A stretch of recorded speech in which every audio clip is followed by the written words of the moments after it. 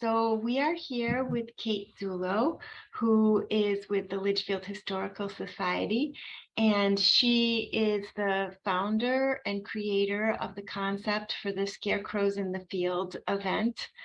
And Kate, can you tell us a little bit about how you came up with the idea? Yeah, of course. Well, it really came about because of the pandemic. So since the creation of the Meadow, we've been having a fall apple harvest festival um, every October. And when the pandemic hit, we realized that we didn't want to bring everyone together all at once for obvious reasons. And actually, it was one of our board members, Carol, who was like, what about scarecrows? So this idea that we could have an event that could be a little bit of celebration, that could get different community members and partners involved, but wouldn't necessarily put a bunch of people in the same place at the same time, is really how that idea started.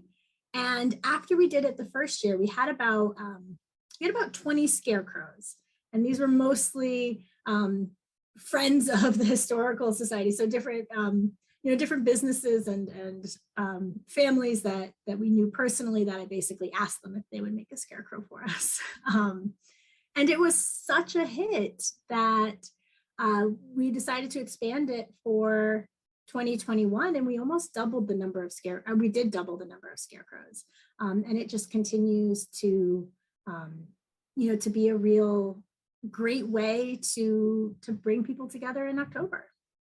That's great. And are there benefits for those people that participate and also for the Historical Society?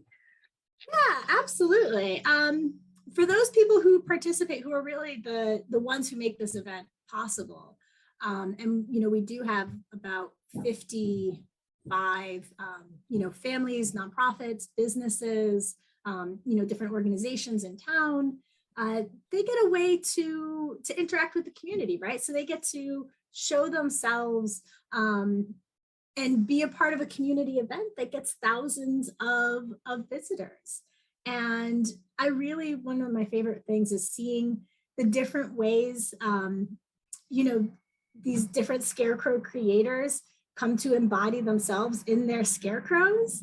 The way they present themselves is always so creative and a little outside the box. And for us here at the Historical Society, there's a lot of benefits. One is, of course, getting folks into the Tapping Reeve Meadow, letting people enjoy the space and getting them onto our properties and using our properties.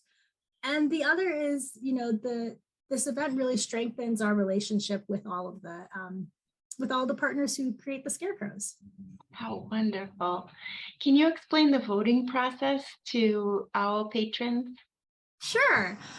So we do invite any visitors to the Meadow to vote on their favorite scarecrow. Last year we just had sort of like, what's your favorite? But in the spirit of always learning and improving, we realized that last year it was just too hard to choose, the favorite amongst 50. So this year we've added more categories. So we're going to ask visitors, which